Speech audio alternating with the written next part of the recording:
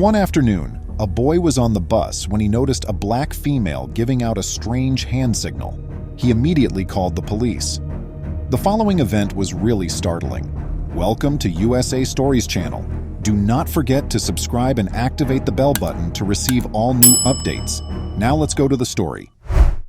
As Julius rode the bus to work that hectic afternoon, he was psyching himself up for yet another lengthy shift at the restaurant. In an attempt to find some quiet in the middle of his hectic life, he was listening to music on his headphones. But something struck his eye as he looked around the bus. Several seats apart sat a tall black man. The man's extravagant, colorful clothing contrasted sharply with the other passengers' more laid-back looks. Beside him was a small girl who resembled the guy remarkably. It was evident to even a dummy that they were father and daughter, but the young child had a sorrowful, withdrawn appearance. She kept her head downcast as she clutched to her father's side. Julius watched the two intently, sensing something was wrong. The man appeared to be high on an illicit narcotic as his lips quivered and his eyes narrowed. He appeared colorful, yet he gave off the impression of being on edge all the time. The man's eyes were constantly darting back and forth as though he was searching for someone. Conversely, the little child seemed too depressed to talk to anyone. She only sat there and looked at the ground in silence. Suddenly, the little girl glanced up and established eye contact with Julius as the bus got closer to his stop. Something about her look conveyed concern, as though she were silently pleading for assistance. Julius was astonished by something the girl did as the man looked away once again out the window. She gently gripped her throat, reaching for it. As Julius struggled to process what he had just witnessed, his heart thumped fiercely in his chest. But it was time for him to get off the bus and go to work before he could respond. It was his first time being late by a few minutes already. But the tiny child was on his mind all the while. He was certain she was in danger, but he was at a loss as to how to proceed. He attempted to concentrate on his work as he put on his apron and prepared for his shift. However, despite his best efforts, he was unable to shake the mental picture of the girl's dejected gaze and her frantic gesture. Then, something unexpected occurred a little over 30 minutes later. The same man entered the cafe with his daughter, much to Julius's amazement. When Julius saw them, his eyes grew wide. The girl had changed into an opulent outfit, indicating that the male had brought her shopping. That such expensively dressed persons had boarded a bus earlier seemed strange to Julius. They were walking inside a fancy restaurant now. The numbers didn't add up. Julius walked up to their table and studied the two. Without giving it a second thought, the man rattled off things from the menu and placed an exorbitant dinner order. Julius also saw that the money he paid with was brand new, crisp notes. The girl and the man did not appear to be interested in eating, even with such an extravagant order. With his eyes darting back and forth as if he was searching for someone, the man continued to glance out the window. The girl, meantime, sat sadly and quietly, fiddling with her food and fork. Julius looked at the girl as he brought them drinks. Her dejected expression struck a chord with him. Her look conveyed distress, almost if she was pleading silently for assistance once more. Julius was astonished by something the girl did as the man looked away once again out the window. She made the same gesture with her hand that she did on the bus. She made it quite evident that she was in danger when she grabbed for her throat and gave it a little squeeze. As Julius struggled to process what he had just witnessed, his heart thumped fiercely in his chest. Though he wasn't sure what to do, he knew he had to act. He thus made the decision to tell a coworker. Drawing his pal closer, he described what he had seen. His colleague glanced at the man and the little girl seated at the table, his eyes widening with anxiety. They needed to take action since something wasn't right. To discuss the matter, Julius and his colleague went up to the manager. The restaurant's reputation was something the management took great delight in upholding. He was a no-nonsense person. Naturally, he listened to Julius's worries while expressing skepticism. After listening for a while, he got up to peek out his office window at the guy and the girl.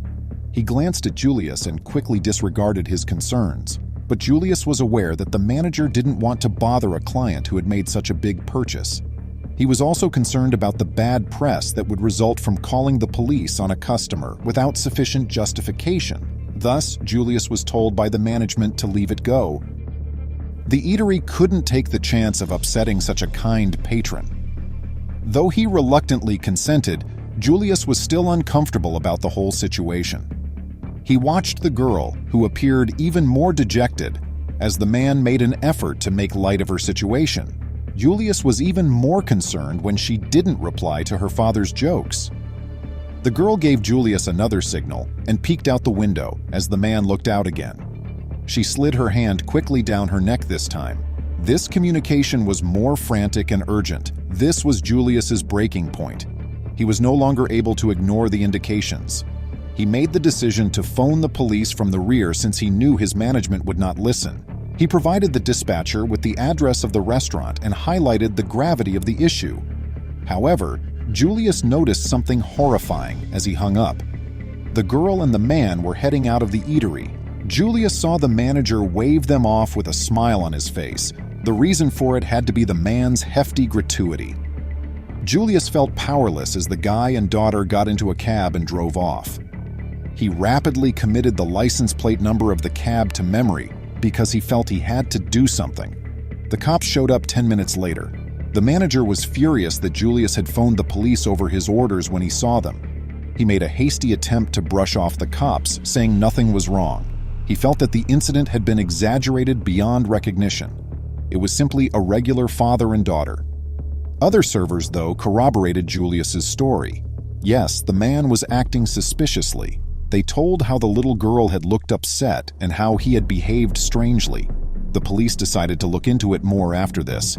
Using the man's physical description, they noted the license plate number that Julius had prudently committed to memory.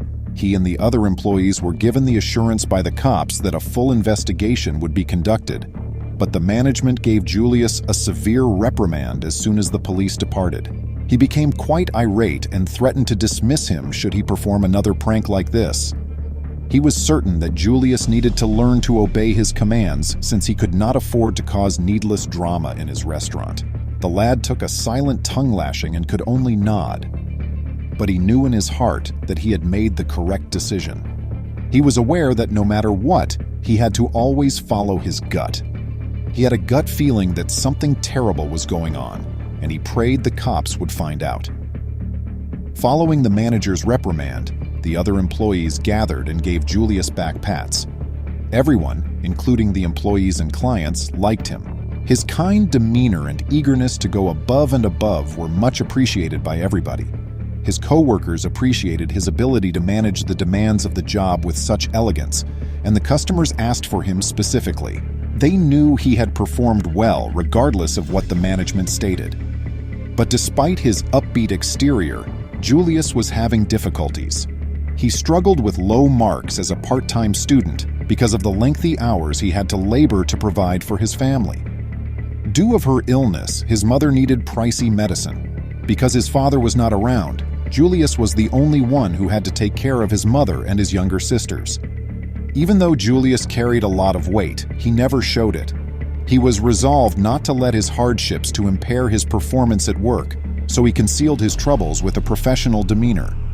However, Julius was unable to let his professionalism stand in the way of saving a life. He was preoccupied with thoughts of the girl and the man throughout the remainder of his shift, which kept him from paying attention. He kept playing back the girl's movements in his head until he was positive that she was attempting to let him know that she was in danger. He thought that by doing what he did, she would be saved and the authorities would learn the truth. One of the cops who had been to the restaurant called Julius early the next morning. They were following up on leads, he told him. Julius had a wave of comfort upon realizing that the cops were paying attention to his concerns. Detectives Janet and Oscar, seasoned experts with a wealth of experience in resolving missing kid cases, have taken on the investigation. The walls of their office were adorned with pictures of saved youngsters and sincere messages of gratitude from appreciative families. They knew they had to move fast when they got the case concerning the young girl from the restaurant. The small girl had given a hand gesture that made this case feel very urgent. After the taxi driver was called by the police, he provided them with the place where the guy and his daughter had been dropped off. When they looked into the address, they found a man by the name of Luke Good, Luke's sole criminal history was an indictment for fraud from 6 years prior. Despite being arrested and charged in court, he was never sent in jail. The investigators were instantly suspicious of this circumstance. The fact that Luke had traveled from a nearby town only to eat at a restaurant and ride the bus home further raised suspicions in their minds. Additionally, they looked up the phone number associated with the girl's phone and discovered that several strangers had been called with it in the previous day. The brief and abrupt nature of the calls suggests that these were not cordial exchanges. Oscar and Janet, the detectives, looked into Luke Good's past. They discovered that he had a track record of dubious business dealings and had previously been linked to some sketchy persons. He was not as rich as he seemed, despite his showy look.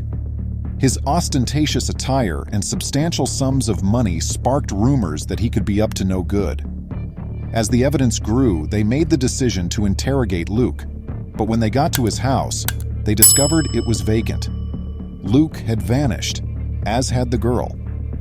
The investigators' concerns that something was badly wrong were confirmed when the neighbors claimed to have seen them leave quickly in the middle of the night. With a mission to locate the girl, Janet and Oscar started a comprehensive investigation. After looking through Luke's phone records, they found that he had made many calls to a recognized human trafficking organization. It was becoming evident that the little child was in imminent danger as the jigsaw pieces began to fit together. The investigators pursued every clue and piece of evidence, working non-stop. They coordinated attempts to find Luke and save the girl by getting in touch with several law enforcement authorities. They realized they had to act immediately before it was too late, since time was of the importance. Julius kept worrying about the young girl in the meantime. He prayed and hoped that she would be found by the police and taken to safety. He was resolved to do all in his power to support her, since he had a strong feeling of responsibility for her welfare. Julius received updates from the investigators as the days went by. They told him they were getting closer to finding the girl and promised not to give up until they did. Knowing that the authorities were making every effort to save her gave Julius a ray of hope. A few days into their intensive investigation, the investigators had a breakthrough. Thanks to an informant's tip, they were able to find Luke's hiding in a secluded place. They got a group together fast and was ready to raid the place. Determined to get the girl to safety, Janet and Oscar spearheaded the operation. The raid proceeded quickly and well. Without any problems, the officers attacked the hideaway and captured Luke. They discovered the little child, terrified and distraught, trapped in a room. She received medical attention as well as psychological help as soon as she was brought to safety. When Julius heard the news, he was ecstatic. Luke had been placed under arrest, and the girl had been saved. Knowing that his acts had contributed to the saving of a life filled him with immense comfort and thankfulness. Her family, who had been looking for her wildly, was finally reunited with their daughter. They sent their sincere gratitude to Julius, the investigators, and all those who helped in the rescue. Because of his bravery and fast thinking, Julius turned into a local hero. Julius learned a crucial lesson from the incident.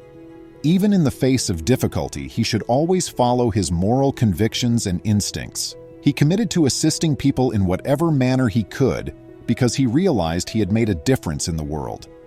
Luke, on the other hand, was charged with grave crimes for his role in people trafficking. The trafficking network was dismantled as a result of his arrest, preventing a similar tragedy for several more possible victims. Julius was commended by the authorities for his bravery and alertness, acknowledging his crucial involvement in the case. Even while Julius was still working at the restaurant, he was working there with a different motivation. He was resolved to use his ability to change people's lives for the better, since he was aware of its potential. In his hour of need, the community came together to help him and his family. The tragedy raised awareness to the problem of human trafficking and prompted initiatives to stop this horrible crime. Others were encouraged to be more watchful and to act when they noticed something amiss by Julius's narrative. He was thankful to have contributed to the world becoming a safer place, since his bravery had started a domino effect of good change. Mark had been traveling a different path across Alaska's mountains and glaciers. Although he had never been there before, he had heard from a buddy who had been a few years earlier how lovely it was. But while he was moving, he noticed something odd frozen in the ice. Although the boat was a sight to behold, he was astounded by what he saw when he got on board. He lost control when he entered the helm and yelled at what he saw. Mark chose to take a vacation to Alaska this year on the advice of one of his friends, since he couldn't control himself when he was on the unknown road. Even though he had left years prior, Mark had consented when his friend advised him to take this less traveled way. It never occurred to him that he might discover something similar. Although he hadn't heard many others discussing this option, he had faith in his friend. They had shown him how to hike to a remote and picturesque location on the glaciers where few people would normally be found. Mark was intrigued by this notion because he enjoyed exploring new locations, but he couldn't help but worry whether Tyler had seen and neglected to tell him. It had been suggested by his friend. Mark observed something when he got to his destination that he never would have thought to see in a setting like this. He anticipated seeing a stunning, expansive area of snow with craggy mountains in the background. Even though that explained part of what he saw, it did not alleviate his confusion regarding the bright yellow object in the middle of the landscape. He was expecting a text message, but instead, he saw Tyler's caller ID. With wrinkled brows, he answered the phone. "Yo, Tyler, what's up?" Mark inquired. "What the heck is that boat on the ice, Mark? Did you add that using Photoshop to your image or something?" Tyler queries. Mark was even more perplexed by this. Had Tyler really been serious? "What are you trying to say? I assumed you brought me here to play pranks on me. Are you implying that throughout your visit here last year, you were blind to this?" Mark started to become nervous, waiting for Tyler's response. How could something just come out of nowhere if it hadn't been here the year before? "No, dude. When I was there last year, that was definitely not there. Is it possible for you to FaceTime me?" Tyler remarked. "I truly want to believe you, but everything seems so unlikely that I have to see it with my own two eyes." At his friend's remarks, Mark grinned. "You're not physically here. I'll be FaceTiming when I enter if my phone coverage permits it. In this manner, you are still there with me, even if only a little." At this, he saw Tyler nod. Mark moved over and, when first encountering the object, began to realize just how massive it was. How was he going to get inside it at all? Tyler said, "Maybe you have to walk around it to find a way to get on," while he was still on the phone. At this, Mark gave a nod. If they were going to investigate its contents, they had to go on the boat. "Yes, you are correct. Let's carry that out." Mark stepped gingerly onto the deck. He took caution where he stepped. The deck appeared to be relatively vacant as I looked about. Tyler said, "We should go inside, but it would turn out to be a grave error." Mark found the door leading into the control panel. Mark approached it gently, taking notes to show his friend what he observed. Then he unsealed the door and shined his flashlight inside. Something caught in his throat, the air. With his breath apparent in the cold air, Mark entered the boat's dimly illuminated cabin. It just took for one of the figurines to appear to move slightly at that moment. Mark's panic burst into a cry of terror that broke through the glacier's frigid silence, and the gadget fell out of his hand and hit the wood floor with a clatter. The phone connection with Tyler ended abruptly, and the screen turned black. There was an unbearable quiet for a while. He felt as though the frigid boat walls were closing in on him, and the darkness was oppressive. He made himself take one step, then another, his steps unsteady and unsure. As Mark scurried out of the spacecraft, his feet skidded on the ice surface. His eyes kept darting back over his shoulder, as if he thought something could come spilling out of the boat. The boat's yellow hull was a striking contrast to the white background, a strange outlier amid the icy terrain. In an attempt to get as far away from the unsettling spacecraft as possible, he picked up his speed. It seemed to take forever to get back to safety as Mark retreated from the ship. With each stride Mark made, doubt seeped into his mind. Did he truly witness what he believed he had seen? Was this lonely environment just playing tricks on his mind? Gradually, as the ship vanished from sight, Mark started to feel relieved. The air felt less oppressive the farther he traveled, almost as though he was leaving a heavy burden behind. With hands still shaking from the cold and terror, Mark took out his phone as soon as he felt secure enough to move away from the ship. With a faltering voice, he called the local authorities and reported what he had discovered. A boat is submerged in the ice. It is more than a boat. There's a problem with it, he stumbled. The words were insufficient, incapable of expressing the complete horror of what he had witnessed. On the other end of the telephone, the dispatcher sounded cold and skeptical. Mark stammered over his words as he attempted to describe the situation. There were figures organized in a circle inside the boat. His voice was full of passion as he stated, "It felt wrong, terrifying." Despite sensing the dispatcher's suspicion, he persisted in his desperation to make clear how terrible the situation was. The whole experience felt even more weird because of the dispatcher's tone of skepticism. When the dispatcher finally spoke, there was a hint of uncertainty in her voice. They questioned, "Are you sure about what you saw, sir?" "Yes, without a doubt. You must send someone, please." "It's not right," he said, emphasizing the severity of his request. Eventually, the dispatcher did agree to send a unit to look into it, but doubt persisted. Mark hung up the phone, shaking from the adrenaline hangover and the cold, and sought a protected place to wait. The cops were moving, approaching the boat with a mixture of mistrust and fascination on their faces when they eventually arrived. Mark felt both relief and trepidation at the same time. Though he was relieved to be alone no longer, he was plagued with worry about what the police might or may not discover. Mark held on to a shaky hope as they got closer to where the boat was. He hoped that the cops would see what he did and that they would recognize and corroborate his account.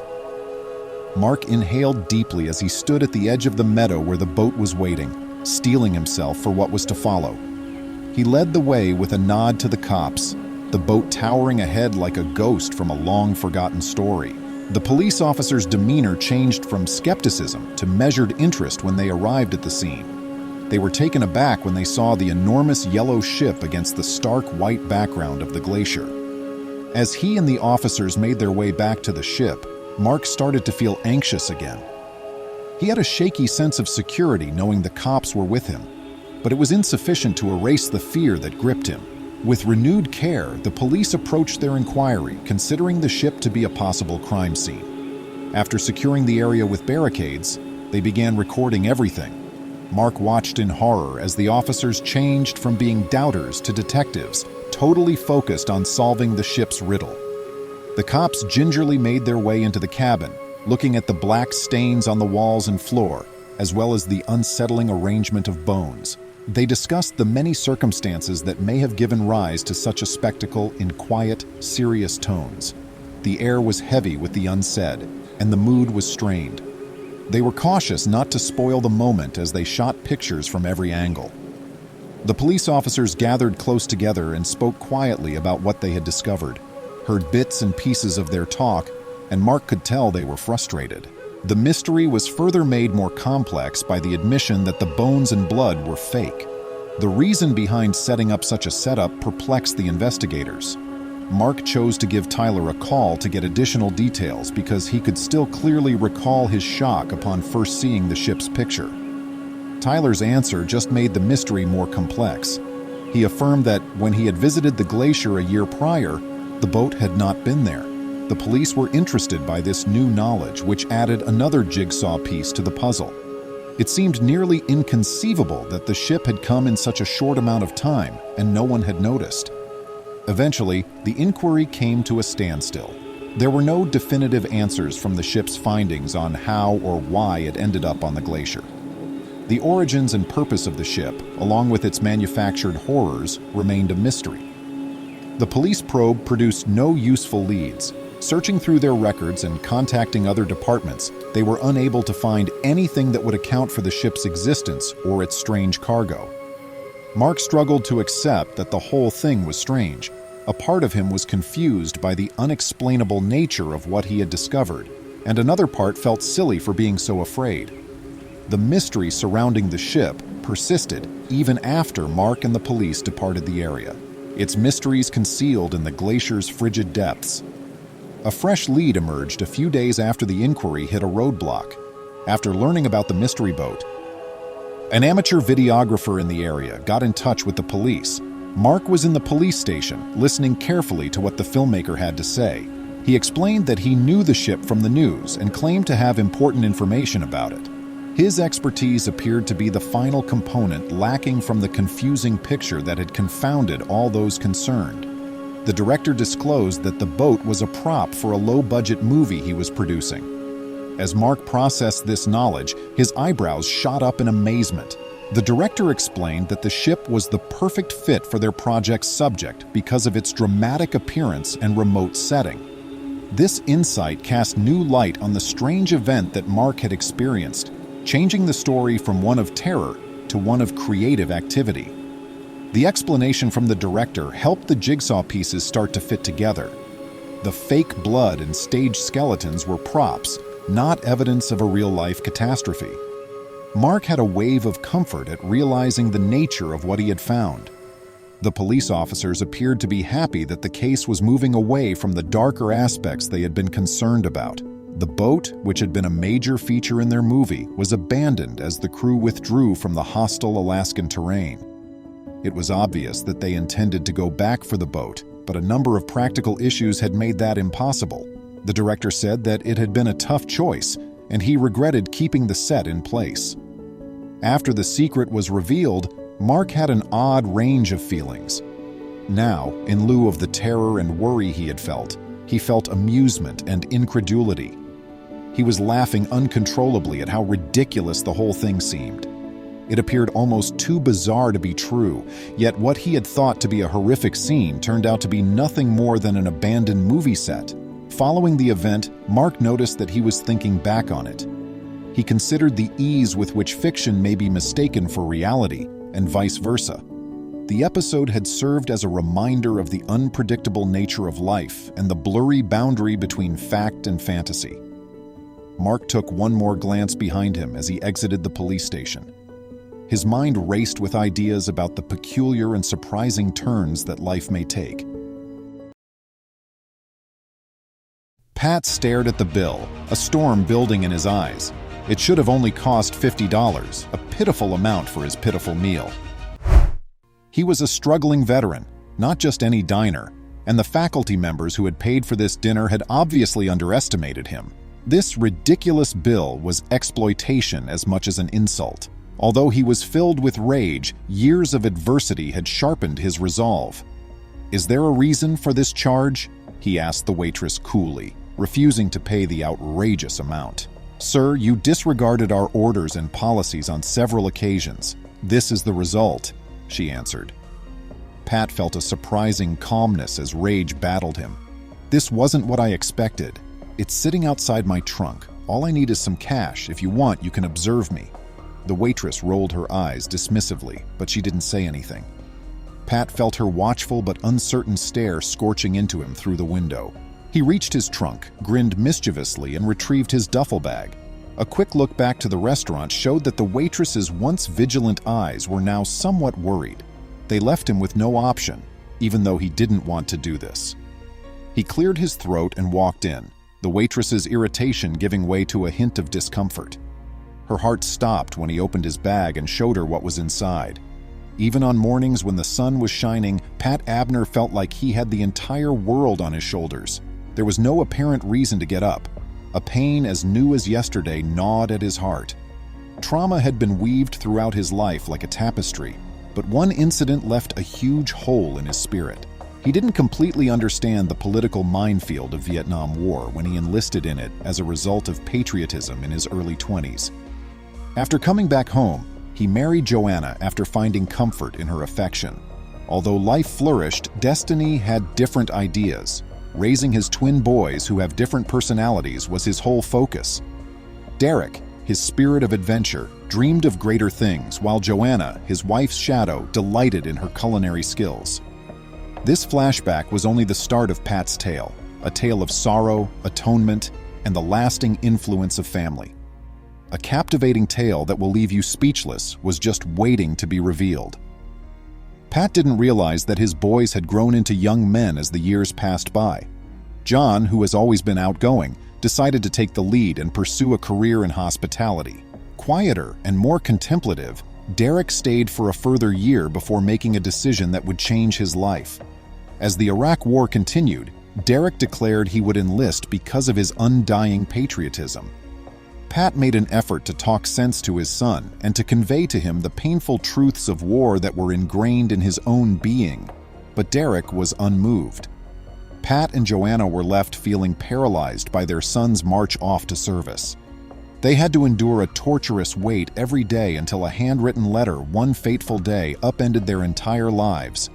Derek was lost, slain in combat. Joanna was engulfed by grief, which further submerged her in sadness. Their marriage suddenly collapsed as their once unbreakable love broke. Pat left his wife alone after becoming insensitive to her suffering. He took just 2 priceless mementos from her, a fading picture and Derek's old baseball cap, which he stole from his bed before heading out on a lonely trail. Pat became a nomad for 20 years, moving about and taking on various occupations to make ends meet.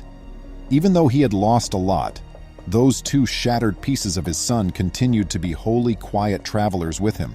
He became curious about tales about a new eatery one typical day in New York. He entered, looking for some warmth and smells he was acquainted with. The perfume of boiling spices brought back memories of Joanna's cooking. However, his relief was fleeting. The air was cut by a shrill voice that said, "Can I get you anything to drink?" It was the waitress, with an air as icy as the ice in her drink. Her smile faded as Pat lowered the menu to see his face, leaving a spark of uneasiness in its place. He felt that he had unintentionally set off something. But what? Before he could inquire, the now angry server said, "Sir, you can't wear a hat inside, it's policy." Though years of struggle had sharpened Pat's control, anger still burned inside him. "It holds significance for me," he said, indicating the headgear. "It belonged to my son." Her curt response, "It doesn't matter who it was," cut off his comments. Rules are rules. Pat met her eyes with steely resolve, refusing to back away. "Then I won't take it off." Pat wondered whether he had gone too far as the waitress walked off with a sneer. But his voyage had only just begun, and the meeting was far from done. When the waitress reappeared, she was carrying a platter full of food that appeared to be a doorway to her house. Every taste was a cozy hug, a lost tune drifting across his tongue. Tears began to well up, but Pat sucked them down and kept his cool. A shudder went through him as he grabbed for the bill. $1,300. His blood became icy. He had only eaten a basic dinner rather than indulging in luxury. This wasn't a bill, rather it was a penalty and a misinterpreted statement from faculty members who didn't regard him as anything more than a needy old man begging for leftovers. Years of suffering kept the rage simmering under the surface. They misjudged him. Not just any old man either. Underneath this serene exterior were battle wounds on the inside and outside. He concentrated on the unfairness, pushing away the memories that were gnawing at the corners of his consciousness. This was now a matter of principle rather than hunger. Bullies wouldn't target him. A thought quickly and craftily came to him.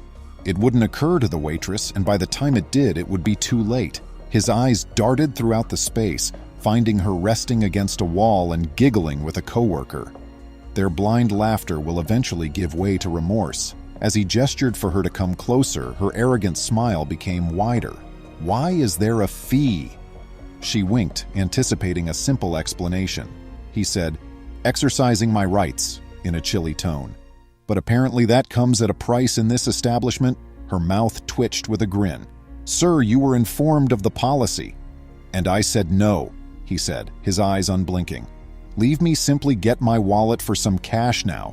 It's right outside." Her expression wavered between shock and distrust. Pat relished it. Their roles will soon be switched. He could feel her scrutiny as he walked out the window. With an impish twinkle in his eye, he reached for his trunk and popped it open. He grabbed his duffel bag, the eatery suddenly appearing as a large shadow in the mirror. The waitress's smile had faded to a deepening look of fear. He opened the bag and took out a recognizable Polaroid picture instead of cash.